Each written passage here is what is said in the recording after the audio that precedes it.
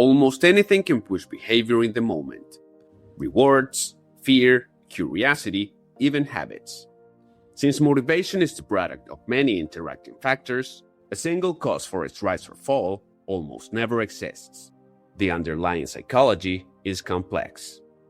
Over time, motivation theories have evolved as new evidence has accumulated, helping clarify how it operates and what helps sustain it. Research also shows that the same behavior can lead to very different long-term outcomes, depending on the reasons behind it. One of the most extensively tested theories of human motivation, built on decades of research across domains like school, work, sport, and health, argues that motivation's durability and effects depend heavily on a small set of basic psychological needs. This framework is self-determination theory. It was developed by psychologists Edward Deci and Richard Ryan, and it's made up of 6 interconnected mini-theories. In this video, we'll take SDT as the lens for the mechanics behind lasting motivation. We'll cover intrinsic and extrinsic types, and a less widely known nuance, the different forms of extrinsic motivation, ranging from externally controlled action to more internalized, self-endorsed reasons for the same behavior. Finally, we'll break down the 3 basic psychological needs at the center of self-determination theory and how their support relates to motivation that is easier to sustain, less tense, and more likely to support well-being and performance over time. To start, in psychology, motivation is defined as the process that initiates, directs, and sustains goal-oriented behavior. Researchers break it into 3 dimensions. Direction, the goal or outcome being pursued. Intensity, the level of energy or effort applied. Persistence, how long effort is maintained. Motivation is often evaluated based on what's easiest to observe. Effort and consistency. Those signals tell you how much someone is doing, but not why they're doing it or whether the fuel behind it is sustainable. 2 people can show the same persistence and intensity, yet have very different experiences. One feels ownership and autonomy, the other feels pressure and tension. In SDT, that difference is captured by motivation quality. This becomes clearer in a simple example. 2 salespeople achieve the same results. One has clear expectations, room to execute, and feedback that helps him improve. The other is micromanaged, critiqued, and kept in a constant state of avoiding failure. Externally, the output may look the same at first, but internally, the experience is different, and the long-term results often are too. Intrinsic and extrinsic motivation. A foundational distinction in psychology research is the difference between intrinsic and extrinsic motivation. Intrinsic motivation refers to being energized by an activity's inherent satisfaction, interest, curiosity, or challenge.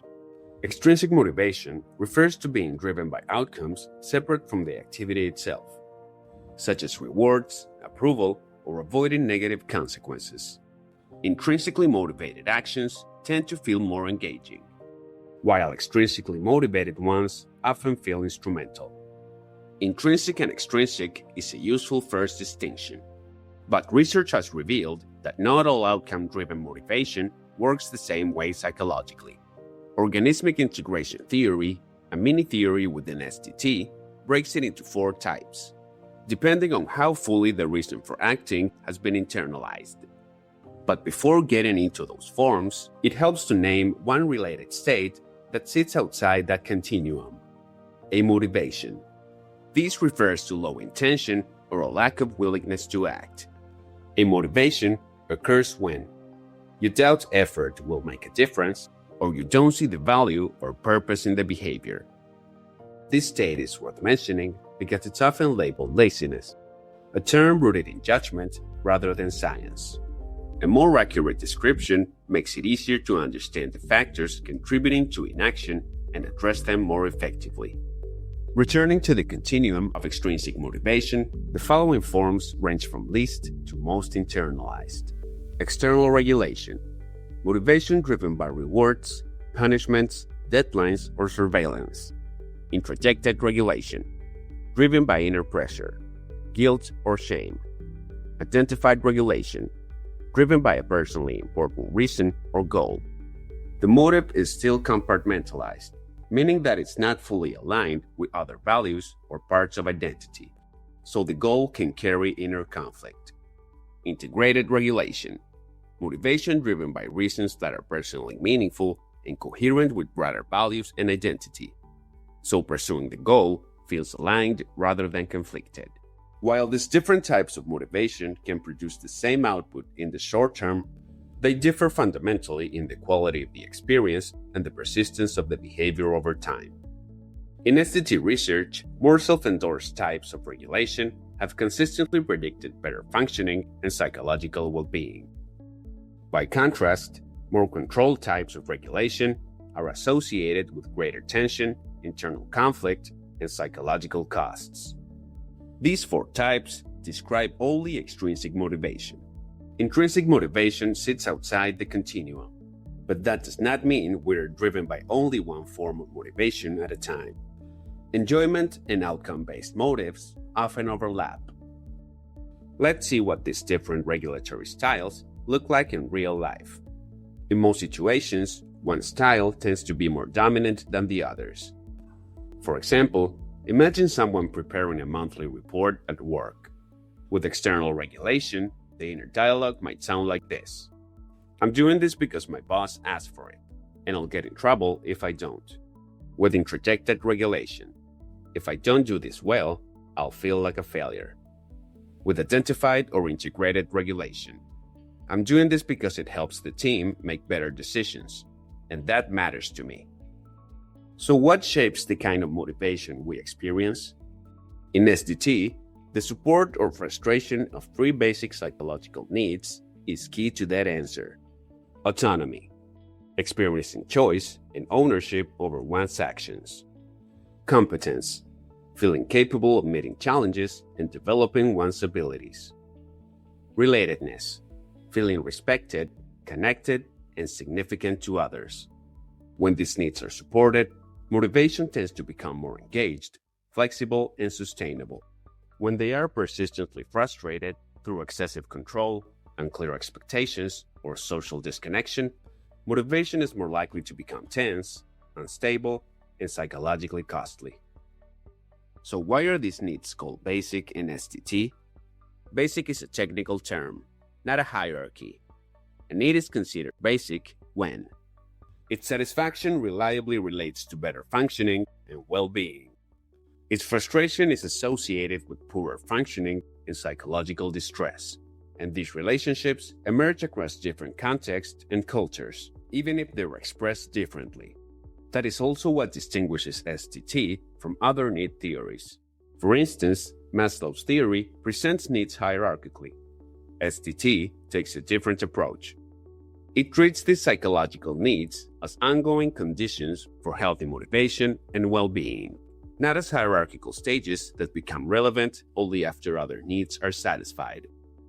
SDT also differs from theories that explain motivation through individual differences. McClelland's theory, for example, focuses on motives such as achievement, power, and affiliation. Some concepts are similar across theories, especially competence and relatedness. But the explanations are not identical.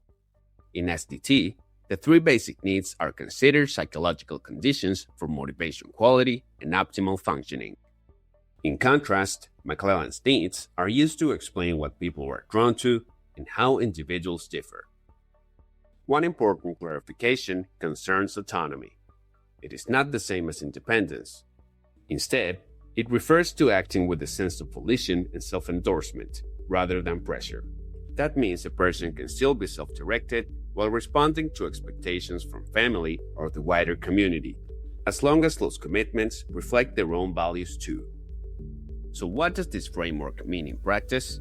Research points to several ways this can be applied. One useful example is asking, what's one personal reason why I might choose to do this? If a meaningful personal reason emerges, your motivation can become more stable, more energetic, and less draining. But sometimes, no reason feels authentic. In those cases, the better choice might be to change the situation itself. clarifying expectations, renegotiating terms, changing teams or routines, or limiting exposure to dynamics that run on constant pressure. The evidence shows that motivation can be easier to sustain in one setting and harder in another, depending on whether the environment supports autonomy, competence, and relatedness.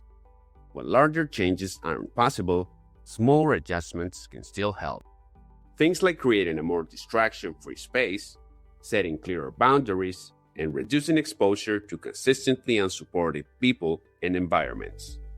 Across areas like school, work, and health, more self-determined motivation is generally linked to better functioning, while more controlled forms are associated to strain and poorer outcomes. In the end, motivation is not just about how much drive we have. What also matters is whether our basic psychological needs are being supported, because over time, their satisfaction or frustration shapes both our performance and well-being. In the next video, we'll explore which types of goals are more likely to support well-being and healthier forms of motivation. Subscribe so you don't miss it. And if you'd like to go deeper, both in understanding the science of motivation and applying it more effectively in daily life, I created a complete course after 2 years of studying hundreds of research papers. It brings together the latest scientific evidence with practical tools, strategies, and frameworks designed for everyday life. Link in the description below.